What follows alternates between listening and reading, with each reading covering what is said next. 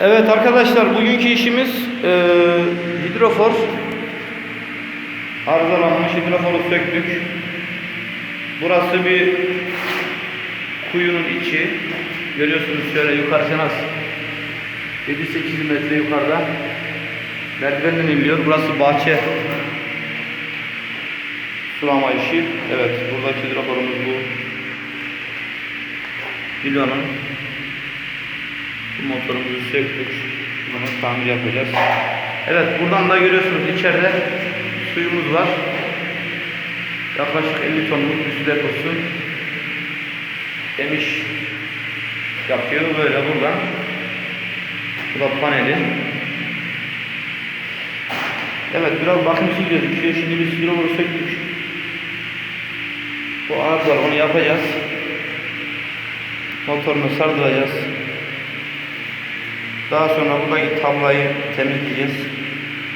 Ve daha sonra burada hidroforu görüyorsunuz. Bunu da söküp buna da bir bakım yapacağız. Bu ikili kası gidecek. Gövdesi falan güzel, gayet iyi. Paslanmaz çelikten ama diğer aksamları biraz. Evet, herhangi bir su basmasına karşında yükseltilmiş yerden görüyorsunuz. Arkadaşlar bunun montajını ben yaptım. 2010 yılında, evet, 2010'da montajını ben yaptım buranın. Burada bir dalgıç var. Herhangi bir suya karşı dalgıç suyu çekiyor. Şurada görürsünüz bir seronet bana koyduk. Bu kuyudan suyu çekiyor buraya. Kuyuda su bittiği zaman buradaki depo dolduğu zaman seronet bana kesiyor.